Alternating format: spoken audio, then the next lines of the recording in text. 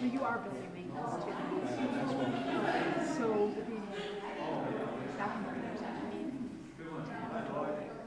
Oh, okay. It doesn't have to be today. I mean, but it's. I was meaning to every Friday night to Yeah. make sure everything. And with, but I think with a lot, yeah. Yeah, because they were okay when I made it run through earlier. Okay. I just couldn't remember who was doing it. I don't know. Based on the number of people we have, we want to move everybody into.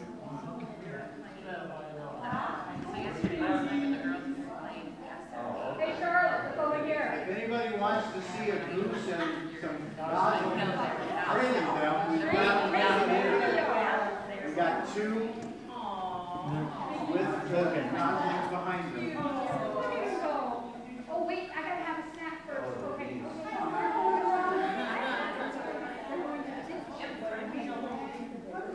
I think I know who she is. Oh, really? Yeah. Oh, there's someone. They were all over the way. They'll be fine. They'll be fine. You will stop. I know. Yeah, I heard you guys have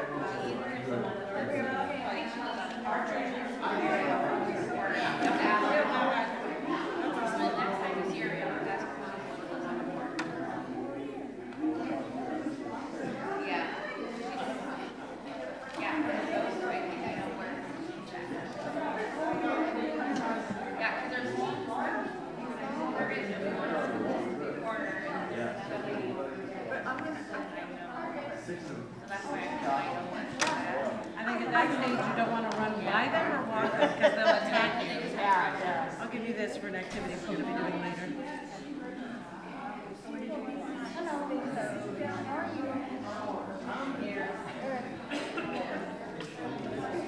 You're fine.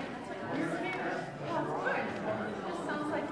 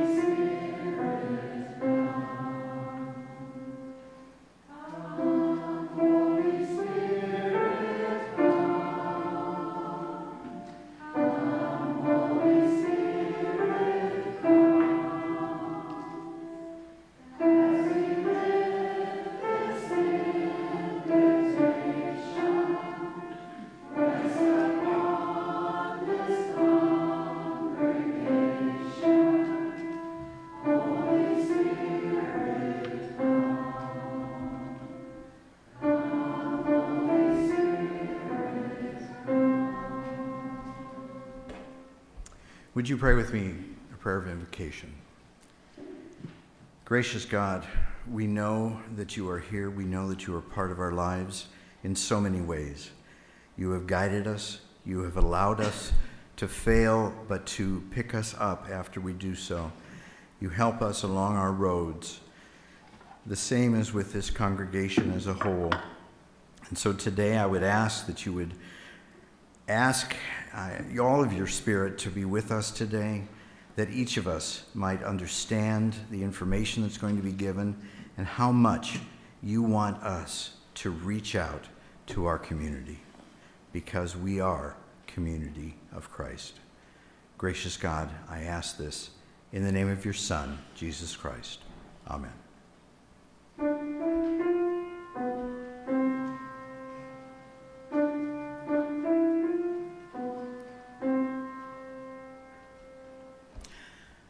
I get the honor of doing and letting people know what the reason you're here is, and welcoming you, and in talking about two very special people that are going to give us some information. If you remember, over a year ago, we met as a congregation and we were asking some questions. And those questions really revolved around what is the future of this congregation. That really is the basis of what was there. Out of that, the teams that met came together and made some decisions on what should the next steps be. And one of the very first steps that both of these teams came up with was, we need information. It's hard to do anything if you don't have the knowledge of what's there. And so Claire and I went to United Way, if you remember, one of my former employers. And I knew that United Way works within the community, but they are also having a lot of data that they gather.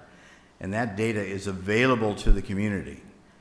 And so we went and talked with United Way and asked them, is there any way that you can bring to us information about our community around this building? And so I have the great honor to talk first about Anna Clymer. And Anna, I have known for many, many years. She and I worked together at Partnership for Safe Family when I directed there. And then she came also to United Way. She cares about this community. She cares about those that are in need.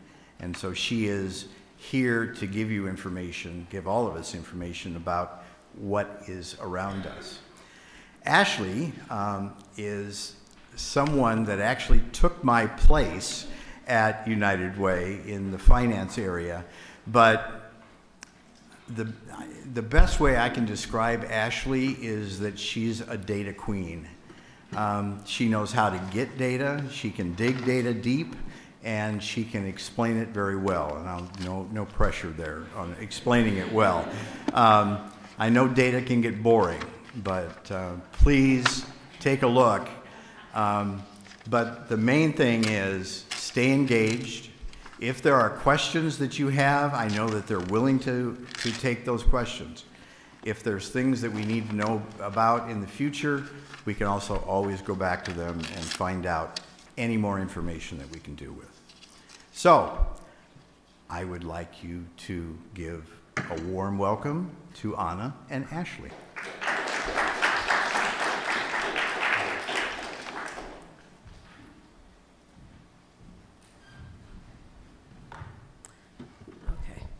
I was also told they have a child stool that if it's still too short, I can stand on. So I thank you for being equipped better than my church is. So I just want to say thank you for having us and inviting us into your holy place on a special day that you set aside to reconnect with Christ. And we do not take this invitation lightly. We want to make sure that we respond to some of the needs that both Pastor Dave and Claire have brought to us, in order to inform some of the direction and decisions that you're in the midst of making. So we thank you for this honor to be before you, and like we said, we're always a resource in the coming months as well as you divide out that direction for yourselves. I just want to quickly just introduce myself. I'm with United Way of East Central Iowa, and we serve Benton, Lynn, Jones, Cedar, and Iowa counties. So with that, I'm the Community Building Health Manager, so some of the information I have will be really embedding some of the focus on health and holistic health and well-being in the work that I speak to. And I'll let Ashley introduce herself. So my name is Ashley Bayless. I'll try to remember to do that, but just you might have to remind me. So as I said, my name is Ashley Bayless. I was formerly with United Way of East Central Iowa along with Anna in the financial stability area. I have since taken a new role with Lynn County Community Services as the Community Outreach and Assistance Director, which I'll get into a little bit more about what that means later. But the biggest thing to know about me, I think Dave already said very well, I absolutely love data. As we walk through the data, please don't hesitate to ask questions, clarifications. If it's something I can't answer now, I will at a later time. But I'm already diving in, so I'll let Anna take back over. And data can be exciting, and we hope that we make it that way for you today, although Dave said it could be also boring. So we'll try to move along. But as we prepared for today, one of the things I did was, in reviewing some of the emails and communications I had had with Dave, looking at how does your mission align with a lot of the other missions in the community to really serve, to be outward facing, to really be engaging. And one of the things I saw in regards to your purpose was the World Church's mission to abolish poverty and end suffering. And that's really in the hope of all the work that we're doing together as neighbors, as friends, as connected as we are. Even in this church, I remember bringing my kids here for Vacation Bible School, and just how engaging it was to have all these kiddos that were maybe from the neighborhood, maybe not, just coming together. I've been in this building several times for meetings, for trainings, for opportunities to connect with others, and I certainly treasure all that this church brings to this neighborhood. One of the other things I noticed in regards to that same mission is that we're poised to be Christ's hands and feet, reaching out through compassionate ministries that serve the poor and hungry and stop conditions that diminish the worth of persons. And isn't that why we're all here, is to engage and to uplift and to support one another, no matter the age, no matter the gender, no matter the situation in their lives. So in helping those who hurt, in helping reach out a little bit deeper, we want to kind of move into understanding how do these missions align.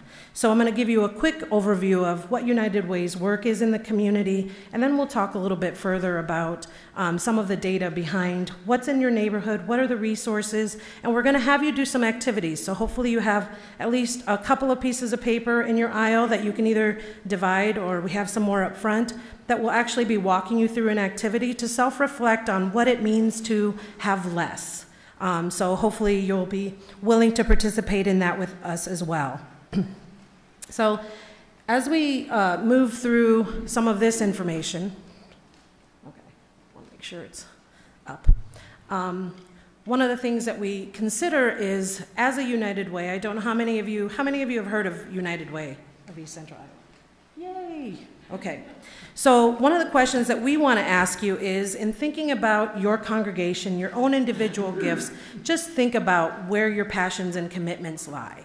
Where are those areas of strength that you believe could apply to your neighbors, your friends, and those individuals?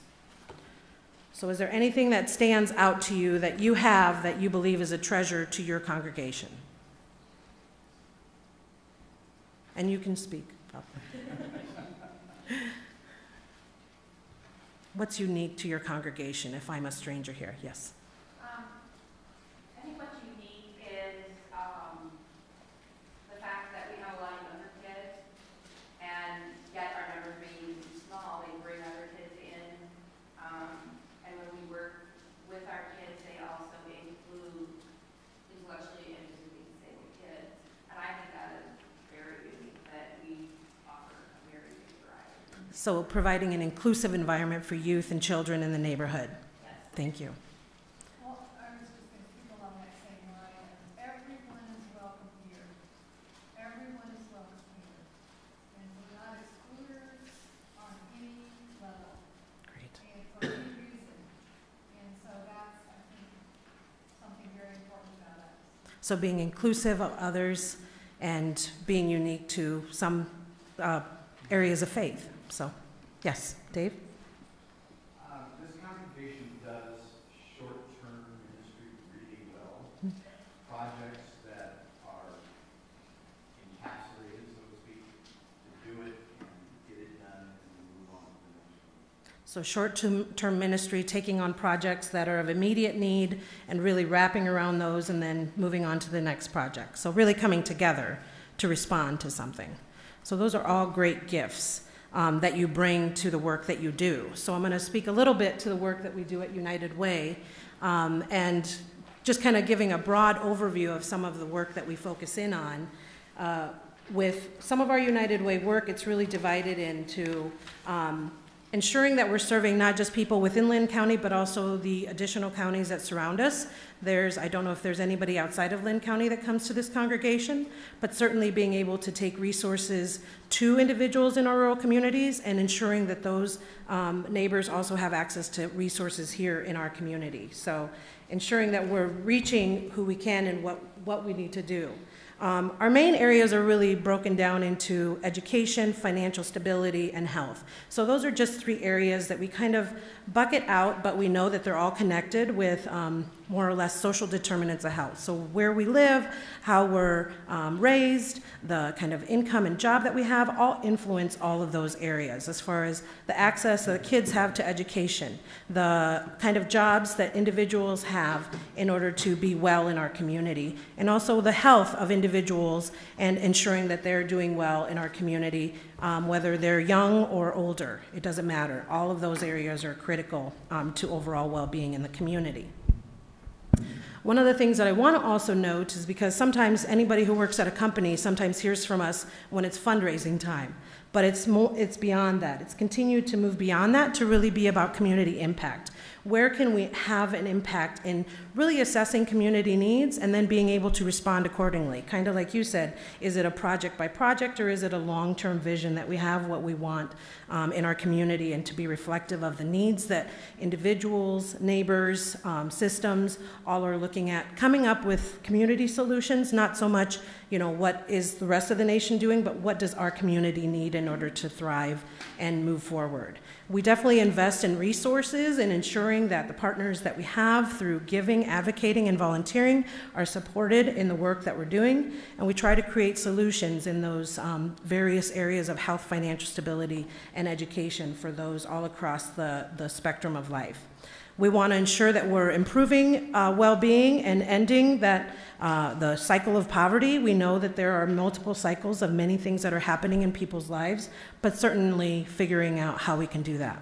Some of the ways that we do that are focused on some of our education goals. It's not just about how are kids reading at school, but it's also how are parents engaged in being able to support their child as their first teacher, as their first caregiver, as the first person they learn about relationships and nurturing and things like that. So how are we engaging parents and supporting them in our community? We also figure out how to engage students and ensure that they're getting what they need once they reach kindergarten. We know that 1/3 of the children in our community often don't show up to kindergarten ready. A lot of our children are falling behind by 3rd grade in regards to literacy. So how are we as community members saying it's critical that we support those kids in our community and also those babies that are coming up in our community that they feel safe and supported and well in whatever we can do in order to support and engage their parents and their development as well. The other area of focus is really around financial stability. How are we helping individuals increase their income and also meet their basic needs? Because oftentimes when I'm even thinking of a friend of mine who's a parent, and if I told her, you need to really go back to college so you can get a better education in order to have more viable skills to get better pay, she's going to ask, where's that money going to come from? If I have a criminal background, I can't get a loan. If I have kids at home, how am I going to get a sitter? I don't have reliable transportation. How am I going to get to class? So all of those things that we think we know about our neighbors is really critical to reflect on what are the resources they have, what are the assets that they have. And sometimes their resources look very different than our own. So being able to be thoughtful about what that looks like. one of the resources United Way brings to the community is the volunteer income tax preparation. So in that, we reach out to those community members that cannot afford to have their taxes done independently. And if anybody has been through tax season this year, things are getting complicated, and there's always a high price to pay for whoever does your taxes. So being able to provide this resource really brings those resources back to the community, the family home, raising more than $3 million just for income tax returns alone in our community, and saving those tax preparation for individuals in our community. Some of the other focus, and Ashley will speak a little bit more about this, is how do we sustain and stabilize housing? We know that there's a shortage all across our communities in the nation. How are we stabilizing individuals that are struggling with housing issues, eviction, certain histories that prevent them from maintaining their basic needs? And then we talk about those basic needs and moving towards those financial stability. How do we ensure that people have enough food, shelter, that they have transportation to get to the needed resources, especially with our rural partners and families? In health, which is the focus area that I look at, is we focus not just on what's the immediate need, but how do we prevent individuals struggling with health issues. And it's just not just physical, it's also mental, it's also social, it's also spiritual health that we have to pay attention to. How are we coordinating those resources to respond to people's needs? We know there's been a lot of changes with managed care organizations taking over the state, as well as the Affordable Care Act and some of the cuts that have been made there. Families are still trying to figure out how to navigate those systems, so how can we be a resource to them when those issues come up for them? How are we connecting those resources to individuals' needs and responding accordingly? Some of the work that we do with Women's Leadership Initiative, soon to be Women United, is about honing in on women's resources in order to focus in on helping other women. So how do women's resources and finances and volunteerism advocate for the needs of women's health in our community? And there's a reason why we focus on women's health. Oftentimes, as we look at the data, we'll see a lot of single female-headed households. We'll see that there's disproportionality in regards to outcomes for single women raising families. And sometimes there's multiple generations living in one household. It could be mom to a daughter who has her own children. So those multi-generational households that we also have to think about, and think about how we address those health disparities. The other opportunity I wanted to kind of present to you, which is also in line with prevention, is about how you engage in community. There's tons of volunteer opportunities where you can learn more about organizations, about populations, about certain focus areas that you're passionate about and that align with your church's mission and your individual mission.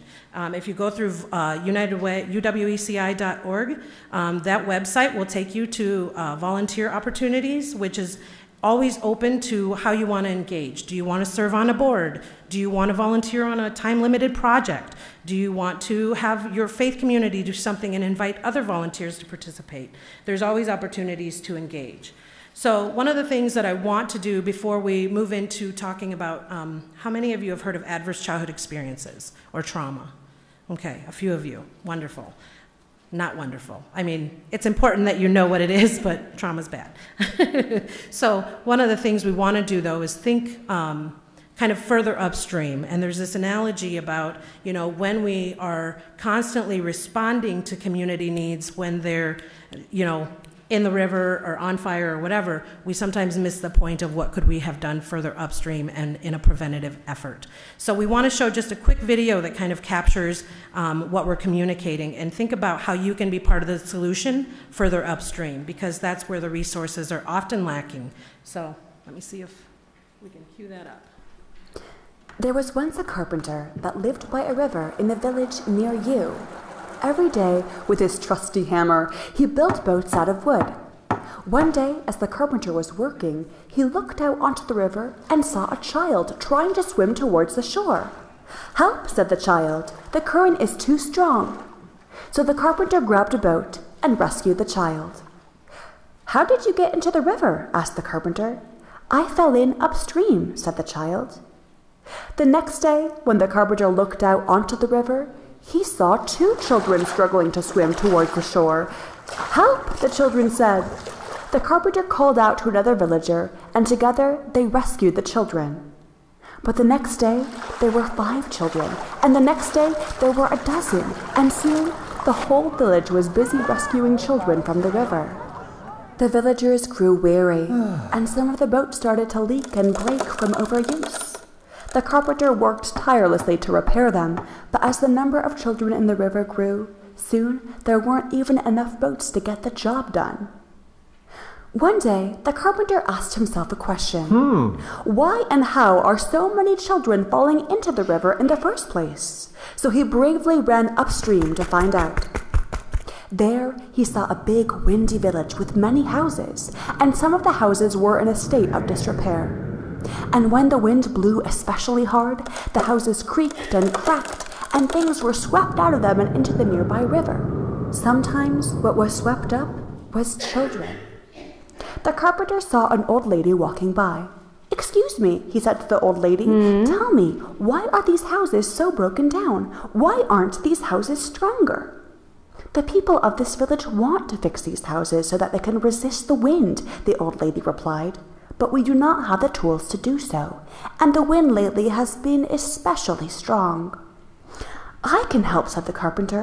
And with the help of the old lady, he gathered the villagers, gave them his hammer, and taught them how to use it, so that they could learn to make their houses strong when the wind blew especially hard, and keep their children from falling into the river. Yay! Because you see, if we make the effort to go upstream and help build strong foundations there, we won't need to work so hard to rescue children downstream.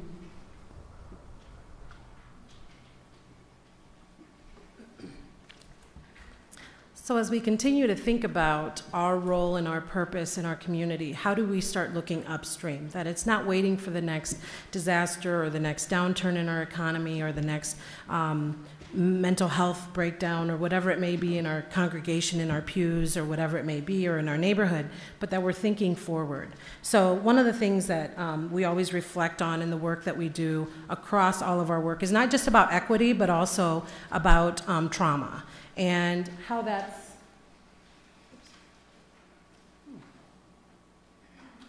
do I have control? Always a question I ask my husband. Am I in control or are you? All right. If you want to go forward one.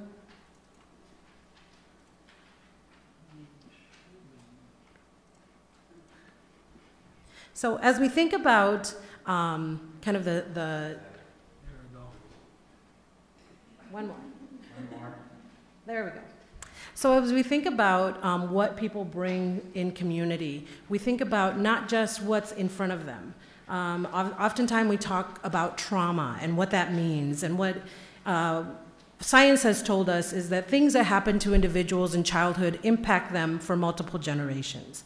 We know that things that happen to children, not just if it's neglect, there may also be something else happening to them in their neighborhood, in their homes. It's about abuse, neglect, household dysfunction, but also other issues that impact our children, whether it's bullying, whether it's community safety and neighborhood violence, whether it's racism, whether it's historical trauma, medical trauma, those kinds of things that really impact how our children are doing and then how they're doing as parents and adults in our community, and always reflecting on kind of that historical context and how well people are doing, and us understanding our neighbors a little bit more with more compassion and heart. So in doing this compassion exercise, you each should have a piece of paper at the end of your pew, or have handed one out. If not, if you don't have a piece of paper, just raise your hand and we'll bring one to you. And if you don't have a pen, let me know and we'll bring some to you. So this is intended to give you an insight of what are the things we value, and then what impacts those things and how we respond to them with the resources we have. So I want you to think for a second about a month in your life, right? Think about it as, what kind of things are you busy doing that you have to do? What are the things that recharge you, re-energize you, and connect you back to your faith community, your neighborhood, your friends, whoever it may be? What are those activities in a month that nourish you in some way? So I want you to write down just 5 things that you do, whether you have to or you want to. It could be like, I have to take my kids to school every day, or I have to brush my teeth, or I have to transport my neighbor to church, or whatever it may be. What are 5 things throughout the month that you prioritize as things you have to do or want to do? I'll give you a minute or 2 to do that. Just 5 things.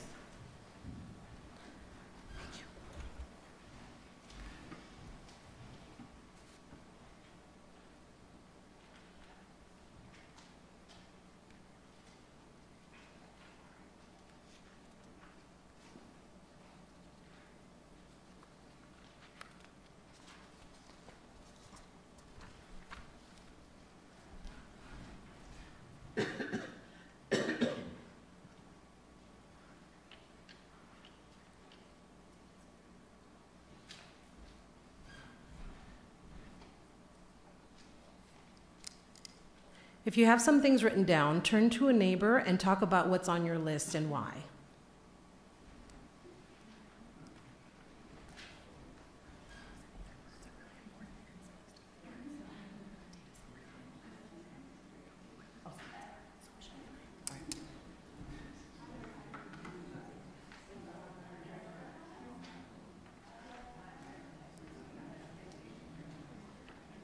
Yeah.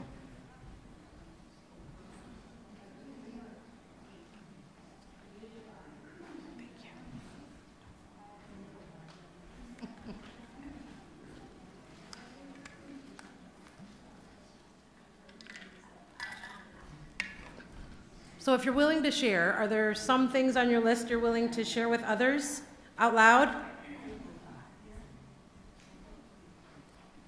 Yes. Go to work. Go to work. Anybody else have that on their list? Yes. I work with people with disabilities. Okay, so having that kind of a job, that's a necessary skill that you have to have and be physically well for. Others? How about some youth in our community? Yes. Take your dog for a walk. Do homework. Practice your music, right? All critical things that we see, what do we do throughout our month that are critical for us to be well and do what we need to as responsible neighbors, children, friends, things like that. So imagine, if you will, that suddenly something happens to your family. Somebody becomes ill, maybe you break a leg, maybe you become mentally unwell. So what does it look like when you have to take one thing away? What's your first thing you decide you cannot do because of that experience? And you can connect it with something you've actually experienced or something, you know, that you have not, but would impact your ability to do some of those things you have to do or want to do. So go ahead and take a second and scratch off the first thing you take off.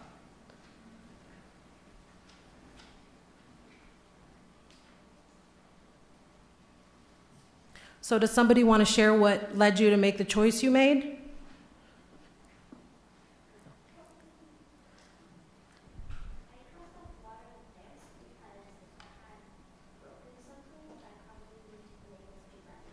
Mm-hmm. So watering the plants would be the first thing to go because she may not physically be able to if she broke something. Others? Dave? I said community involvement. Mm-hmm. Community involvement. It's an outside thing that someone else could do if I could. Okay, so knowing that somebody else could step into your place if they needed to? Okay. Yes? I did practice sports because if you have a broken leg, it's hard. Kind of hard to do that, right? Good point. So being able to take into account how does that impact your overall well-being, your activity level, your mental state, all of those things, and your social connections. So what if suddenly you had to take two things off your list? You're unwell on that many days in your month. If it's for 3 months, if it's for 1 month, if it's for 6 months, if it's for 12 months, what's the next thing you'd have to take off your list? So scratch something else off your list. You're no longer able to do it physically, emotionally, mentally, whatever it may be. I mow the lawn. If I break my leg, I can't mow the lawn, so I'm going to hire someone. Mm-hmm. So you have to make some choices. If you end up breaking your leg and you usually are the one responsible for your lawn, you may have to hire somebody, therefore there's more income going out, correct? Some of those choices and consequences. Take off working? No. Oh, I was gonna say, good for you. So give up cooking. So that would mean some additional strain on some other family members that might have to step up, right? Or mac and cheese. So shopping for groceries, so there may be other resources or supports that could help provide that for you. Hy-Vee Aisles, I hear, delivers. Not that I'm advertising for them, I'm just saying. And then other resources that you could tap into, because that's the other thing. As you make marks off of the things that are important to you, there's other resources that come in and can help kind of provide that network of support beneath you when something bad happens. What if your month looked like this? That suddenly you were pretty incapable of taking care of the things you needed to. So cross off another thing.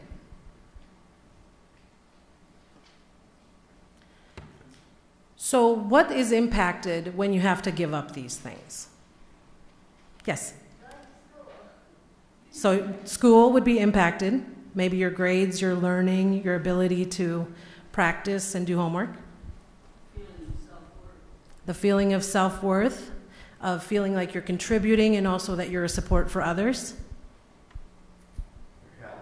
Your health and well-being. Mental health, your income.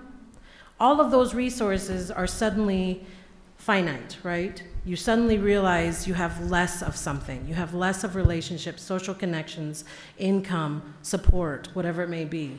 For a lot of our families that struggle with mental health, physical health, emotional health, spiritual health, this is what their months look like. So when we stand at a distance and we see somebody struggling, do we take into account what things they had to take off their list because of the impending crisis that they're dealing with? So when we think about that, one of the important things for us to think about when we see somebody like that is how frequent is it that individuals are struggling with things that end up tapping into their self-worth, their mental health, their overall well-being, and how that's reflecting on how they're doing in our community. This is data specifically from a program that we support, that we partner with across the nation and across the world in regards to prescription assistance. And it's called the FamilyWise program, and you hopefully got a handout when you came in, but it specifically helps to offset prescription costs because we know that's a big stressor on individuals, especially those suffering from mental health issues, physical health issues, and the like. So being able to understand that physical health and mental health are often interconnected. We have, in regards to some of the data up there, we have reflected a lot of savings since 2009, 2010 in our partnership with FamilyWise of individuals that have benefited from saving on prescriptions, as well as individuals, you see those therapy classes of, is it mental, physical needs, some of it specific to medications for arthritis, that people are being helped with through some of the resources that offset some of those costs. When we're talking about income, every little bit helps. So then as we think about mental health, we know that mental health issues are very common. They can rise because of stressors in our life, but it can also be biological. So we have a number of individuals in our communities that suffer from any kind of mental illness, and that's anything that impacts our normal day-to-day functioning. And it may have been exacerbated by some kind of trauma or crisis that happens in our life, but it could also be that biological component that stressors are impacting our overall well-being. We know that women are disproportionately impacted at higher rates, and also that it's difficult for people to seek out the help, whether it's for counseling, medication, or just somebody to talk to. And as we look at the age breakdowns, pay attention to that, because as Ashley will speak, there's quite a few young folks in your neighborhood that you want to pay attention to and how they're doing and how you're being a resource with them and for them as well. We know that 1 in 6 individuals live with mental illness. We know that in providing resources and supports that often impact their overall well-being, it's critical to ensure that we're providing services that are necessary, whether it's through just being a listening ear in your congregation, whether it's connecting them with resources. We have 211, that's a resource to anyone in the community across all the counties in Iowa and nationwide, actually. If you know that somebody's struggling, how do you reach out to 211 and say, who can help? Who can help if somebody's struggling with suicide, with mental health issues, with substance abuse issues? They can provide a direction and a compass for you to navigate some of those systems. So in just speaking a little bit further, we know that health is kind of that continuum as well as mental health. It's a full continuum of well-being. It's not you're just stagnant in one area. It depends on what's all impacting your life and ensuring that our neighbors and friends are well. So that kind of gives you a quick breakdown of numbers of who's hurting and how can we all help. And I think in aligning with your mission, that's kind of why we're here. So I'm going to turn it over to Ashley to speak a little bit more about additional demographics that are impacting your neighborhood and some of the Lynn County services that she can speak to. All right, so I heard that we have some 8th graders in the crowd, correct? So once I heard about that, I figured I really needed to tell a story. So the last time I was up at the altar presenting during a church service, I was in 8th grade and I was going through confirmation. And to do that, we had to give a sermon, which I was absolutely terrified to do. And that was very evident because when I got out of my seat to walk up, I completely fell over, just sprawled out on the floor, not a great look. So that being said, I am still pretty clumsy, even though I've gotten older. So if as I'm walking around pointing out data, I fall over, I'm good. Don't worry about it. We'll move past it. So let's see here. All right, so quickly, I just want to go over what Linn County Community Services is and what we do, because it helps provide some context for what I'm going to talk about.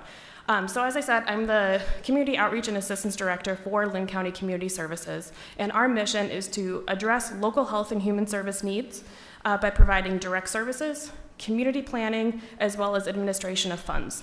So my specific position encompasses all of those things. What I'm going to be specifically talking about today, though, are the efforts that we do around community planning. Because what does that really mean, right? In order to do community planning, what I do is I am out in the community working with a lot of different organizations, nonprofits, to not only look at what are the big gaps, what are the big issues we have in our community, and then how do we leverage the resources that are already out there to try to fill some of those gaps. So that's a lot about what I'm going to be talking to you today. So 3 key things. Ever since I moved here and started working in this work, 3 key things come up over and over and over again, which are key gaps that continue to go unfilled in this community. One of them, Anna just talked to you about, which is mental health, which of course has a huge impact on the rest of everything else in a person's life, especially when we just did the calendar activity. That became pretty evident. The other 2 things are housing and food, those fundamental basic needs that people need in order to be well in the community. If you don't have a place to sleep at night, or you're not sure if you're going to have a place to sleep at night, what kind of impact could that have on you? Pretty significant. Same with food. If you're constantly going hungry, what kind of impact does that have on you as well? So it's all of these things that interplay and create some issues. One thing I'm going to talk about briefly, because again, it helps provide some context for what I'm talking about. Oops. I keep trying to look at it.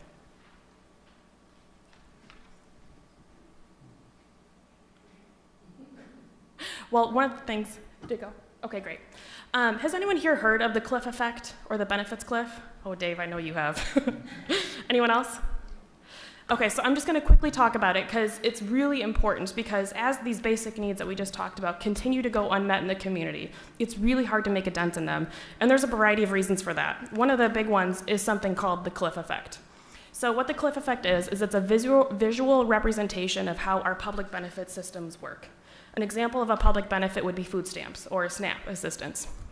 So what happens is, as people move along the continuum of income, as they increase their income, as households increase that income, some of those benefits start to drop off, which actually makes a whole lot of sense, right? That's how we'd want it developed. That's how we'd want it designed. The problem is that they drop off sharply. So it could mean 1 week you worked a few hours of overtime and all of a sudden your income's too high and you lose some of these benefits. It also, it drops off way too early. So as you can see, so at the very top, you're good when you're making about $10 an hour. That's where you can still get all of your benefits. And that line there, that break-even line, that means you're doing well. You can meet all of your basic needs. But that blue line is an indication of as you travel along the income line, those things drop off. So at about $12 to $14 an hour is where you're at the very bottom. You lose your LIHEAP assistance, you lose your child care tax credit assistance, and you lose food stamps, which are all pretty basic fundamental things within a community, within a household that they need. But if you look, it's not until about $20, $22, $24 an hour that people start to make those things back up. So families have to make the jump from about $10 an hour all the way up to $24 an hour in order to meet their basic needs. And that creates a big problem, because if you think about your career and how you've progressed through life, how much education, how much experience, how much time did it take to make that leap? Quite a lot, right? So it makes it very difficult for families to make that jump when they need to in order to accommodate for the cliff. So one other thing, which, sorry if I'm diving too deep, one other thing I want to mention, because part of the reason why this is true is because of the federal poverty line. People have heard of that, right? Pretty familiar with that? So that line was developed based on a 1960s household budget. Now, I don't know about you, but I'm pretty sure households spend their money a lot differently than they once did in the 60s, correct? So in the 60s, the number one expense in a household was actually food, because usually you didn't need childcare, housing was relatively inexpensive, so food became one of the biggest things that people pay for. But that's not true today. Today, almost everyone needs childcare if you have a family. And today, housing is not affordable, so that creates a lot of barriers for people. So that's why we have this dramatic shift. So now I'm going to talk a little bit more about what some of those issues actually look like in the community. So hunger. I said that was one of the big issues that we have in the community, and we have 1 in 8 out of every person in Lynn County is hungry. They're struggling with food insecurity. That's 12% of the population, which might actually seem kind of low, right? 12% seems low, but that's actually over 25,000 people in the county that are going hungry every day. It's a lot of people. And again, that makes it really difficult to go about your daily life if you're constantly hungry. And one of the reasons why people are hungry is because of housing. They're spending way too much on housing that they really can't afford. So the federal government has set the line at 30% of your monthly income. That's what you should be spending on housing. If you spend more than that, you're considered to be housing cost burdened. 1 in 3 renter households in Lynn County are housing cost burdened or live in housing that they can't afford. And again, that creates a lot of problems because when you spend too much on housing, that means that you have to spend less on other things, like food, like clothing, like healthcare, health insurance, a lot of things that people all of a sudden can't afford because their housing is way too expensive. And I will tell you that I work with a lot of the area shelters, and a lot of their clients end up homeless because they end up having to spend 80, 90% of their monthly income on housing. So can you imagine only having about 10 to 20% of your monthly income left to spend on something else? Makes it really difficult. And this gap actually becomes pretty clear of why that's true in Lynn County. For 10,270 low-income residents, that's how many we have there at that extremely low-income threshold, there's only 1,300 units. So all of those people are fighting for different affordable units that just don't exist in our community, which also then makes it very difficult. So we know that this is a problem, but it also impacts people differently. So this is a chart that breaks down housing cost burden by race. So as you can see, affordable housing impacts everyone, right? But it impacts some groups more than others. So if you look, the blue line means that you have affordable housing. So for white populations, that's 62%. For black, it is 39%. And for Hispanic or Latino, it's 41%. That's the percent that are doing well, that have affordable housing. When you look at the orange line, that means that they're spending between 30 and 50% of their income on housing, so their housing cost burden. So they're not doing great, but they're maybe getting by. And then that dark red line, that dark red bar, means you're extremely housing cost burden, which means that you are definitely having an issue paying for a lot of those other needs that you have in your life. So you can see that there's a disparate impact based on who in our population. Ashley, you're talking about rentals here primarily. Yes, yes. Just want to make that clear. Yes. Not talking that they're buying a home. Right. This is just shelling out money for rent. Yes, that's a really good clarification, Dave, because part of it too is actually when we look at the ownership and renter rates by race, particularly Black and African American and Hispanic and Latinos are much less likely to be homeowners, which, as you know, when you own a home, you get those assets, you get that safety and security from having it, which you don't for rent. Your rent just goes out the door and you get to stay there for a month, so it's a little bit different. So thanks for that clarification, Dave. So we know it impacts certain people differently, but we also know that depending on where you live, there's also different impacts. So this is a map of the city of Cedar Rapids, looking at housing cost burden. And those really dark reddish brown areas are areas where we see really high concentrations of housing cost burden. So as you can see on the one side, homeowners have some of that, but not as much. That really light yellow means it doesn't exist as much in that area at all. When we look at renters, there's some impact across just about the entire city. And there's 2 neighborhoods I'm going to point out. And unfortunately, this one does not include the neighborhood for this church because we're technically in Hiawatha. But the Taylor and Wellington Heights neighborhoods, they're about 75% renter occupied, and another 75% of those have unaffordable housing. Which when you have neighborhoods that have that imbalance of renter-owner, and on top of that housing cost burden, it creates really unstable neighborhoods, which we all know you want to live in a stable neighborhood. There's a lot of good things that come from that for you, yourself, as well as your kids. Let's see here. All right, so that's the bigger picture look at the community. Now let's dive in deeper into some of the data that actually exists for your neighborhood, right? Because that's, I think, where we want to go so we can start to develop some solutions or actions we want to take moving forward. So I just want to let you know that this is where, if you want to ask questions, you need clarifications, you want more information, please ask, and if I can't do it now, I will later. So, oops. Oh, I can't go back. But that was Lynn County. I meant to talk through that a little bit more because this is how I defined your neighborhood. I had to do it based on census tracts. And if you're not familiar with how the census data collects its data, it's roughly based on population, and they make smaller subsets of areas. So we have the county, goes down to cities, and then it goes down to census tracts.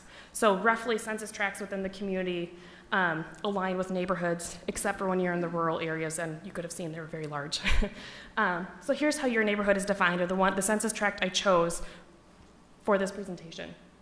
So that green pin right there, that's your church.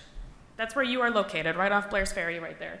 And the residential area that we're going to be talking about today with the data is the area you have right behind you. So it's roughly bordered by Blair's Ferry on the south, Boyson to the north, but as you can see, it actually goes up higher, kind of along Robbins Road to encompass a trailer court.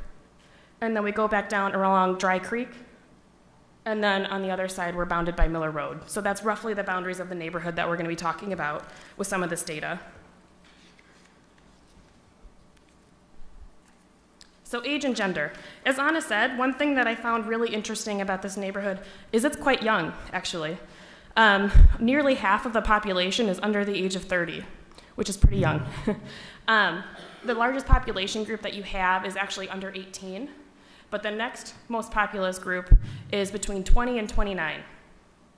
So that's something that I thought was really interesting. The other thing that is interesting, which we don't typically see, or I should say I don't typically see when I do this work, is you're a little bit more male, actually, too. There's a little bit more of a male population here than what we see in other neighborhoods and other communities, because usually it's almost exactly a 50-50 split. So I thought that was interesting, that the male population was 53% and female was 47%. So now when we look at race and ethnicity, 82% of the population in this neighborhood behind us is 82% is white, and then 15% is Black or African American, which makes it more diverse than what we see overall in the county. So if you look at the line, the gold line is the community of Christ Church. The blue line is the county for comparison, so you can kind of see, is it higher or lower? I'm sorry, I keep yelling into the microphone. I'll try not to do that. So we're a little bit more diverse in this neighborhood than what we see overall in the community. So now if we look at households, we have some data here too that I'll point out a few things about how it's different from the county as a whole. One of the things that I found interesting was that there's a higher percentage of people with disabilities. And I think part of that is because there is some more affordable housing behind us. We also have a higher percentage of single adults, meaning it's people without families. But on top of that, we actually have a higher percentage of the females that are here. They seem more likely to be single females without a husband or a spouse or a partner of some kind with children. So 14% are single female-headed households. So those are kind of the breakdowns for how we have in this neighborhood here that are different or larger than what we would see in the county overall. Educational attainment. This was something that I also found a little bit surprising. This neighborhood is actually quite comparable to what we see in the rest of the county. It's slightly less educated in some areas, but overall not terribly different than what we see in the county overall. And I expected to see a bigger shift based on when we look at the income levels. So 8% do not have a high school degree, which is still way too high. But I will tell you, as compared to some of the other neighborhoods I've looked at, it's not bad. So then now we'll start to get to income. So at the very top, again, the gold bar is your neighborhood, this neighborhood behind us. The number one income level is between $25,000 and $34,999. So what that probably means is it's likely working poor. It's people that probably don't qualify for those benefits we talked about. They're probably right at the bottom of that benefits cliff. So they're struggling, but they're working for what we consider somewhat decent wages. But again, they would still be struggling to get by. But on top of that, so if you look, the number two income level is between $50,000 and $75,000. So there is some higher income here as well. But the other thing that was interesting is when I looked at poverty rates over time for this neighborhood, at one point in time, back in 2000, oh, I don't know why that keeps happening. That's 6.5 with the value percent. But at one point in time, in 2000, this neighborhood actually had a lower poverty rate than what we saw in the county overall. But around 2008, 2009, 2010, that shot up. So now we're higher than the rest of the county. And that's probably for a couple of reasons, Anna and I talked about this.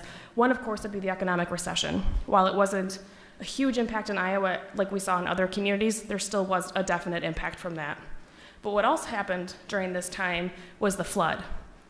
So it's entirely possible that a lot of people that used to live close to downtown and that affordable housing found more housing and safe places up here in this community. All right, so now some more owner and renter occupied rates, because as I talked about, housing is one of the big issues that we see in this community. This neighborhood is about 50-50 split owner-renter, which again isn't bad. There's nothing wrong with that. But typically you do want to see more of a balance between 75 to 25 renter.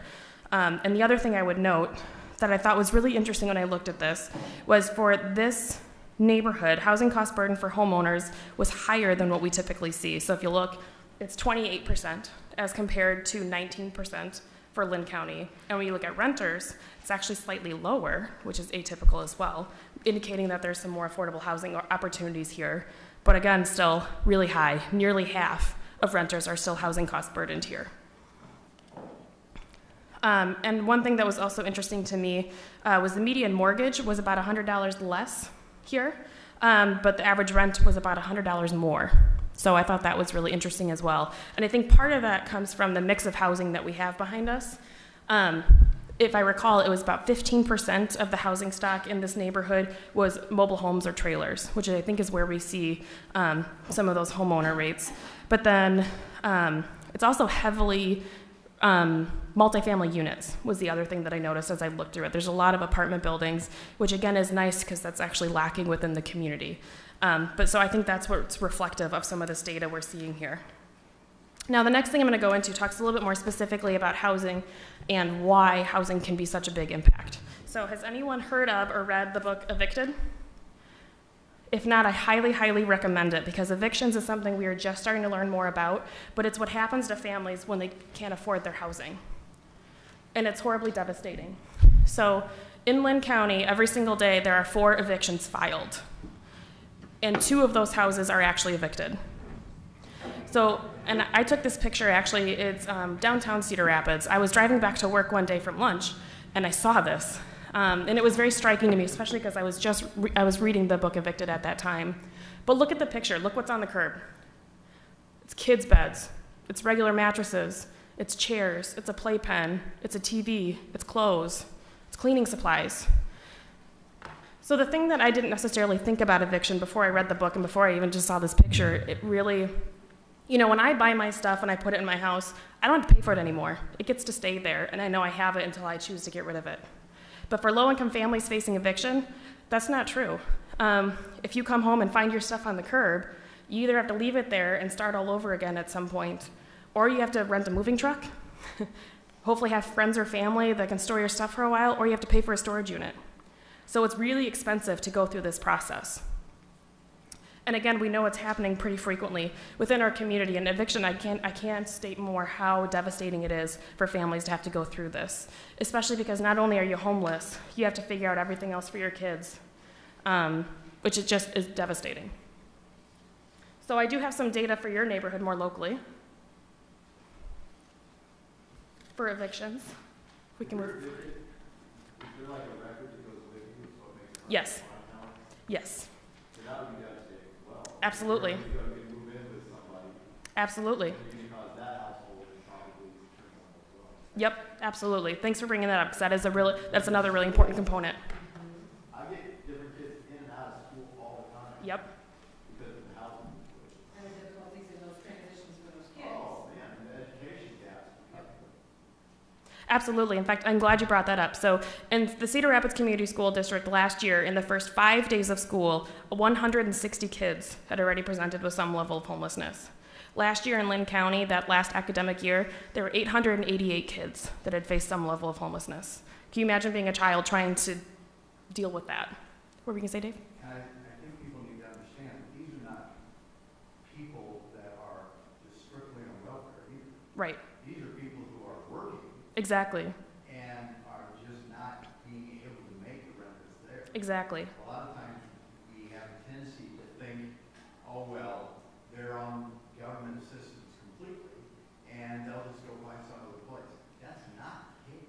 No, especially when it comes to housing assistance. It is available in our community, but the waiting list is something like 300 long. I mean, it's insane. People actually don't really get access to it, and those who do, it's depending on the prioritization, it's mostly people with disabilities, actually, which is great, but that also means that there's a lot of working families that aren't accessing it, which means that they have that unaffordable housing situation.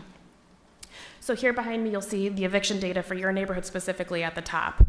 So it's been kind of all over the place, is kind of what the moral of this story is. However, there's never been a moment where people aren't being evicted in this neighborhood as well. So last year, or I should say in 2016, there were 22 households evicted. But in 2005 and some of those other years, there was almost 50 that were evicted within the neighborhood. So since 2001, in this neighborhood, 825 evictions have been filed, and 526 homes have actually been evicted. So again, that creates a lot of turbulence within neighborhoods when you constantly have people coming in and out, and then a lot of turbulence within families. Just as a comparison, in Lynn County, there have been a total of 14,580 evictions since 2000. But again, I can't state it enough. I highly recommend reading Evicted by Matthew Desmond. It is really, really useful and helpful. So now I'm going to finally get to my summary and stop boring everyone. So overall, the neighborhood that we have behind us, it's young, overwhelmingly under the age of 29. It's also more diverse than what we see in other parts of the community. There are higher rates of single adults, but we also have higher rates of single female-headed households with kids. We also have higher rates of folks with disabilities. And as Dave stated and I stated, it is low income, but it's not extremely low income. It's likely working poor. It's people that you see every day in your day-to-day lives. But there are still higher rates of poverty and, of course, higher rates of housing cost burden, which, as we've said, creates a lot of problems when people try to meet their basic needs. Oh, Anna, did we want to? So with that then, after all of this data that you've heard, hopefully you're able to absorb some of it and start thinking through some of it. What are some of the things that you've heard today that align with your interests as well as the mission of the church? What are some big, broad topics? You don't have to create a project, but what are some topics that you would like, that are of interest to you, that you really say, I would like to do something about this? I think what Dave just talked about, yeah, there's people that are on Social Security, but we also have a lot of kids, young adults out there that are right above that and they're not getting anything. So how can we help them? Absolutely. Absolutely. Thinking about those multi-generational homes that you can impact. Yeah. We have an ongoing collection for the food bank. I don't know anything about how you qualify to get food from the food bank. Do people who are working but not quite making it, can they go to the food bank? Yes, they can. My understanding, though, is for the food banks, and Dave, you actually probably know more about this than I do, is that they're all over the community and they're only open certain times, so it's not like something you could regularly access it as you need it. You'd have to be very planful for going to access those food banks and making sure you're not accessing it too many times. And I think there's a lot of resources now, especially with HACAP's mobile food pantry, that if transportation and access is a difficulty, they actually go to various neighborhoods to deliver fresher, more variety kinds of resources. And I know more and more there's more choice, because obviously you don't want to give a food box of things that somebody can't use, doesn't have a can opener for, doesn't have the eggs to go with this kind of ingredient. So I think there's more responsiveness from some of our food partners in our community to ensure that what's getting out to families is actually helpful. Obviously, there's a lot of meal delivery programs that are based on income that can also be of assistance, whether it's Meals on Wheels or some of the new senior dining sites that are, I don't know how many of you heard of Encore. There's one in Marion. There's several across some of our rural communities as well. So. We do also have food pantries that you can call ahead and go, so you don't have to go on those. You can make it. Well, also the hours of access to the food.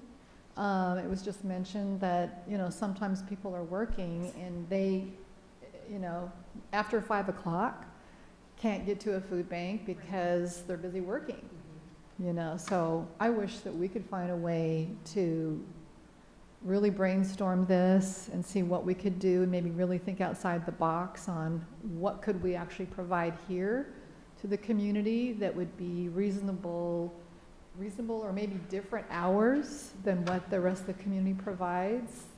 Maybe we can brainstorm that at some point.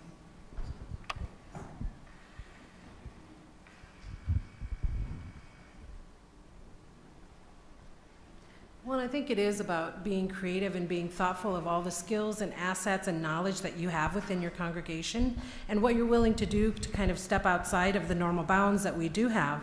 Even at another church we spoke to early this winter, it was about, these kids that were aging out of the Boys and Girls Club and those kids still wanting to be engaged in that church and those members stepping up and saying, well, what are you interested in? And the kids saying, I'd love to learn how to cook. So they had a full kitchen and they said, okay, who's interested in teaching these kiddos how to cook? And it could be, if you do have a food box or if you have canned goods or if you have fresh food, how do you prepare it? How do you cook it? How do you make a meal? How do you then build those relationships and connections with your neighbors on a whole different level? It's not just to come for a service, but also to grow in community. And even in that project, it's really about not just engaging the kids, but also their parents and bringing them and them dining together and having conversations about all the needs that are going on and all the strengths and assets that they also have. Seems like in the community, affordable housing seems to be the number one obstacle that was presented to us. We do have a lot of land here, and I know the zoning is an issue, and part of the issue is that most communities don't want affordable housing going up next to them. But we do have a large piece of land here. Another thing that I didn't see is transportation. Yes. I don't think the Midwest in general is very good at providing affordable transportation. And when a car starts to break down, and then 29 and under is our highest demographic, people who are 29 don't have savings. Nope. So the car breaks down, you got to decide whether you're going to put it into transportation or into rent. What is good, though, is that there is like an Aldi and a Walmart here, which is a little bit lower cost, and you could walk to the grocery store. But even just getting across Blairs Ferry Road, especially if you have a disability, can be extremely challenging. I used to walk these neighborhoods a lot, but I'll have to do it again. I think I'll walk the neighborhood and see like how easy it would be for someone in a wheelchair or with a stroller to get around this neighborhood on the sidewalks and crosswalk systems. Absolutely. And I know that's not something that we can do, but we can advocate for that. And I know the city of Cedar Rapids is moving in that direction as far as universal design in the sidewalk systems and Absolutely. road crossings. But Well, and even thinking about that, stepping into the shoes of someone else, what does it look like in order to access what you need to? How much time does it take to get from your home to Aldi's to get back home? Do you have strollers? Do you have a wheelchair? Do you have all those things? How are you getting things back? So all of those things that we don't always take a time to account for, understanding that in a little bit more of a physical presence, like even in our efforts to work on some neighborhood-based things in the west side of town, we took the bus and tried to figure out how much time does it take to take a bus from point A to point B versus to drive there, and how far is it from the bus stop to where you need to go? Are the sidewalks walkable? Is it safe? If you have children, how are those additional barriers? So definitely stepping outside and looking at the possible, your own assessments that you can make about the neighborhood that you're in is definitely another opportunity. This is a little off the topic, but I was thinking about that yesterday, about being in somebody else's shoes, because my washer broke. And I went to the laundromat, and it cost 15 quarters to do a load of clothes. I mean, that's $3.75. And you have to have like dry soap to put in that, or I didn't have that. I had, those Tide Pods. So that was a cost. And then there's a cost of time and getting there. And then being in the laundromat, you think, is this safe? And all those things. And it's amazing. I was just thinking of that yesterday, how much.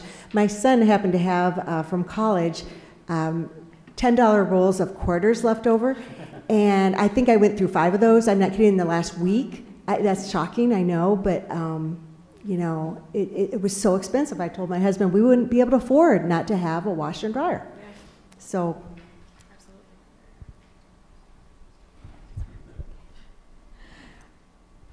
I was wondering, do any other churches do maybe like survey the neighborhoods and kind of ask them what they are interested in? Like, my mom works for Outreach International, and one of their big things is kind of asking the people what they need. Do any churches ever do that? Yes, actually, our church went through this similar kind of what's our mission, how do we walk what we speak on Sundays and Wednesdays throughout our life and our spiritual journey. And it really is about accessing resources of people that can help build out those surveys and really get it to the people that you can engage with.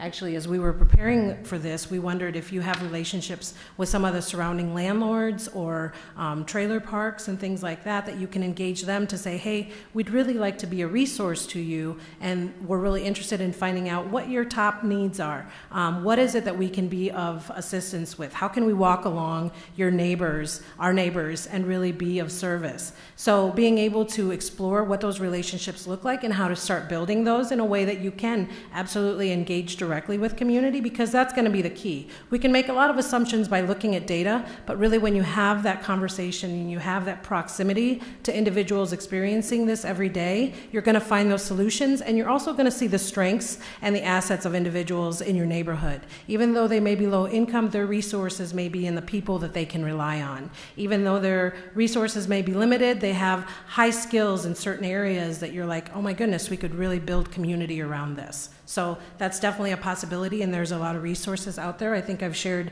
the consultation group that helped our church work through some of this, but certainly being able to figure out what relationships you already have to engage some of the neighborhoods you really want to talk to.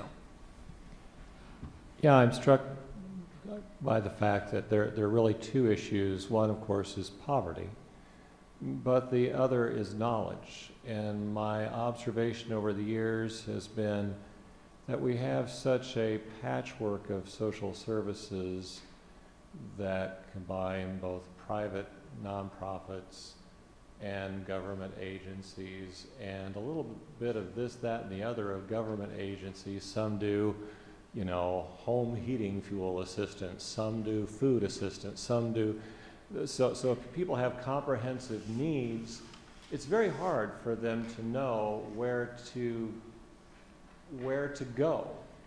And over the years, I remember years ago, a woman I was interacting with needed surgery, and she appeared to be very poor. But before we had interacted with her anymore, she had already called the hospital. She had negotiated a reduced price on her surgery, but that was based on her needs. And she had taken care of all of that. Most people would not even know to do that. And so really, to be perfectly honest, I think the biggest thing we have here is real estate. We have a location, and if we can help people access those resources, if people can know that they can come here and learn what's available, that's huge. And certainly there's a lot more that can be done, but just knowing how to get through the system can be an incredible burden for people. And it's hard to think, I mean, if you look out, we are a small congregation, so it is not that we have, a lot of elbows to contribute to a labor-intensive problem, but we do have this location, and that could be quite valuable.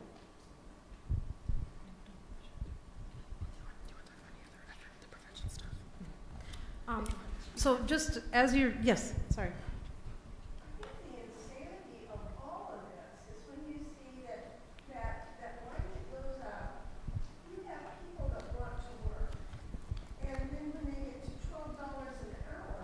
They can't afford to work because it's not because they're lazy, and it's because they want to work. But if I make $12 an hour, I lose my child care, I lose money that I could go and get groceries, I lose all of that. So if I go to work, I am poorer than if I stayed home and stayed on welfare. And so it looks to me like if you're making $12 an hour and you lose your services, when you have the data up there that says, I now have to make $22 an hour to have as much as I did when I was working, when I had a a $12 an hour wage. So the insanity is in Washington. The insanity is with the legislature that says, they don't need those services for child care. They don't need SNAP because they need to get out and they need to go to work. Yep. And I think you bring up a perfectly accentuated point about this is systemic. Our system is set up in a way that is not supportive of families and individuals and helping promote well-being and really having that community perspective that it takes all of us to be well. In order for our community to be well. And even in your role of learning more, whether it's reading books or being parts of conversations in community, it's critical that we're also advocates for those individuals that we know are struggling, and it's not by choice, it's not by design, it's the systemic influences of various barriers that are impacting overall well-being. And like we said, there's multiple ways in which you can engage in community, whether it's with your neighbors. And I just have been reading Just Mercy by Brian Stevenson, who's an attorney who's helped people on death row and incarcerated. And he talks about the main thing in getting beyond our biases and our stereotypes is really about proximity. When we get proximate to people who have experienced things, we understand their situation and what led them to where they are and the decisions they've made. Just like all of us in this room have had things happen to us that have shaped our journey as individuals, as neighbors, as parents, as spiritual beings that have led us to the place that we're at. And if we look at kind of that upstream thinking, what could people have done upstream that would have supported us as individuals that we can then do back for communities? So there's a lot of efforts that I hear, a lot of good energy around, things that you want to pursue, certainly work group projects to focus in on in some of the conversations. I know we've gone over a little bit, but I wanted to give a little bit of time to Ashley to speak to how you can reflect on other opportunities to be on the prevention end of some of the services. So I just want to mention a few things, because knowing that in the community, in the nation, but even in this neighborhood, we know affordable housing is an issue. I just want to talk a little bit about some of the things that are happening in the community that would be something I could make the connection with, if that is something that's of interest. So one of which is housing prevention. Not specifically, but in addition to eviction prevention. There are a lot of things that can be done before people actually lose their home, and that is some efforts that's been taken on by the Lynn County Continuum of Care, trying to look at what are ways that we get behind before people are in shelter, because it's way easier to help someone then than when they're in shelter. The big issue we run into is, again, the federal and state government funding generally is only available once people are in shelter. So actually, if you have a mom who's doubled up with someone on a couch, there's no funding available to help them. They have to have spent their night in their car or on the street first before there's funding available to help them. So the shelters in the area and some of the other housing providers are trying really hard to figure out what are ways that we go upstream, as Anna said, catch the babies before they're at the bottom. So that's one opportunity, is to try to help engage in some of that work and figure out solutions to promote housing prevention. Or housing instability prevention, I should say. Another thing that is an opportunity right now, and this is something that is completely open to you, but there are a variety of asks that the Lynn County Continuum of Care has that you can choose to engage with or not, depending on how it aligns with your work and your passions. But we have the Community Overflow Weatherization Shelter System, lovingly known as COWS, which I love because I love cows, but some people are not as excited about that acronym. Last year, we were open all winter, which is the first year that we did that, and we did that for a variety of reasons. One of the big ones being that if a police officer in particular found someone on the street, they knew exactly that where it was going to be, if it was open, all of those things. So being open 24/7, providing resources from the elements outside during the winter months was really critical. But in that time, we served 470 people. That's in addition to who was already in the sheltering systems. And there's a variety of reasons for this. The biggest thing I want to make sure is clear, we do not need another shelter in this community. A lot of the people that are entering the overflow, it's purely just to stay out of the elements, but they may have some other issues that are preventing them from accessing shelter normally. So we don't need another shelter.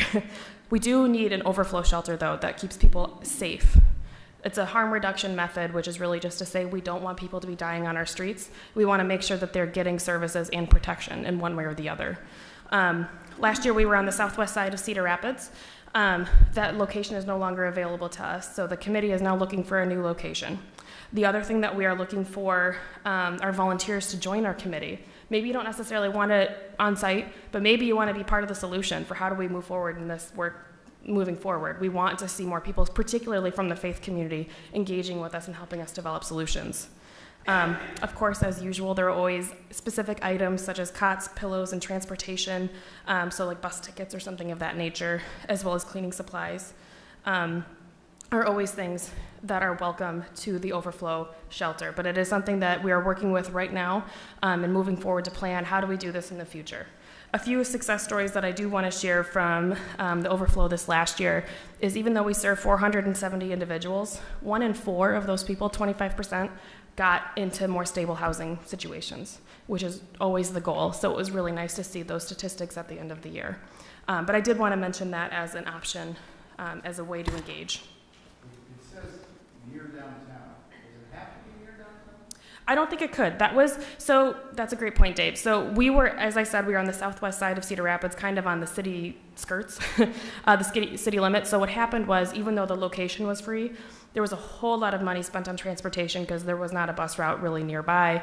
We had to transport people back and forth a lot. So I think if there's still easy transportation access, that could be an option. But that is, of course, the desired because that's where a lot of people tend to be. Otherwise, it's where a lot of services are available. So that does make it easier. But that's not to say that that can't be different. All right. And with that, we will wrap it up because I'm sure you have other things to do on a Sunday afternoon.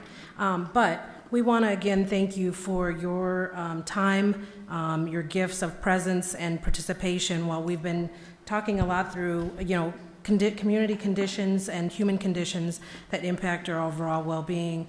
And again, go back to reviewing some of the Community of Christ Church beliefs. One is that all people have great worth and should be respected as creations of God and have basic human rights.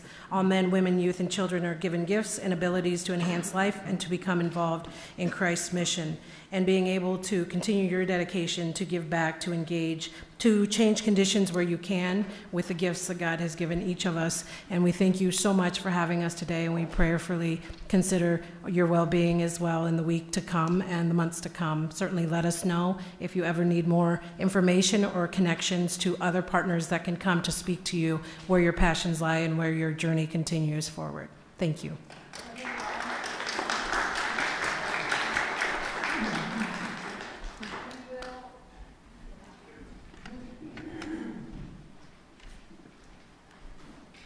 We will have a Disciples Generous Response if you're still willing to hang in there for another 2 or 3 minutes.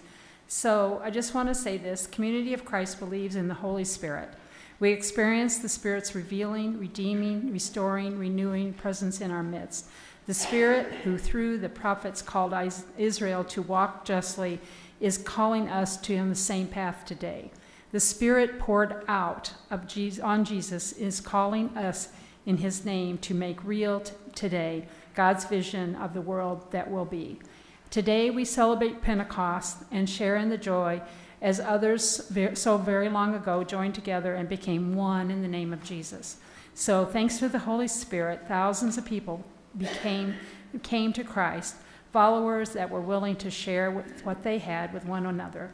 So today we ask the Holy Spirit to come down on us to help us in our continued quest of joining with others in our community.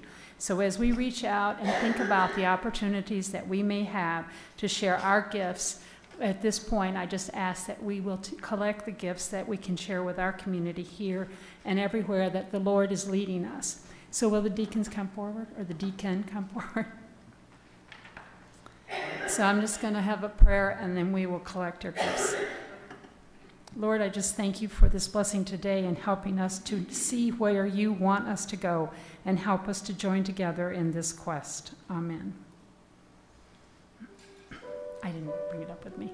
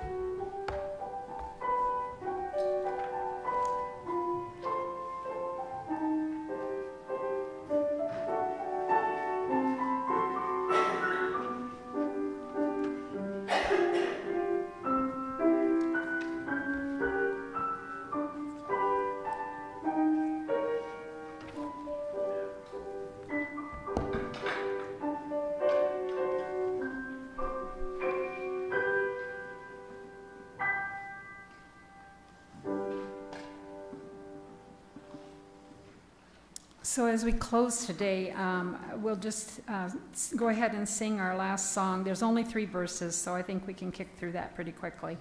And then we'll have our closing prayer. Go ahead, Paige.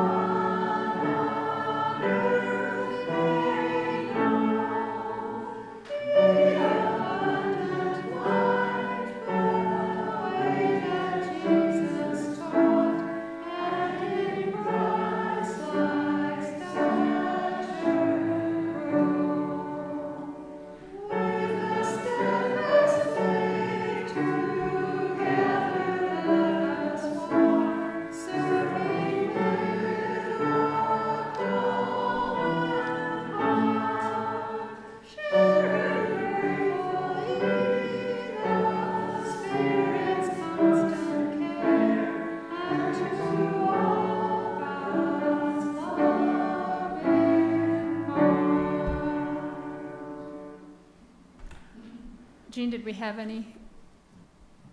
Just one?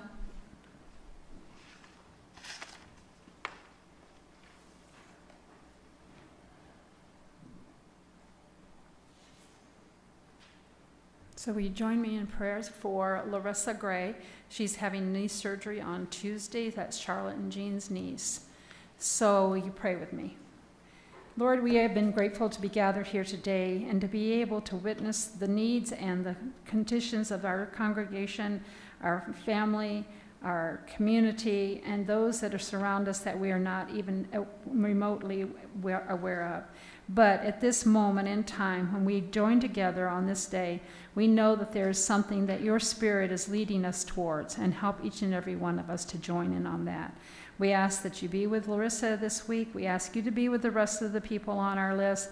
Each one of them is a special person that knows, and we know that there is a need for them. And we just ask that you would be with them at this moment.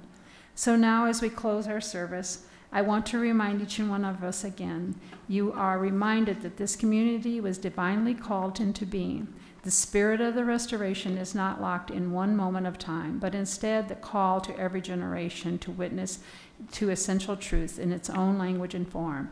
Let the Spirit breathe. Do not be discouraged. You have not been promised an easy path, but you have been assured that the Spirit calls you, and you will also accompany you, and will also accompany you. So go forth with great joy. Amen.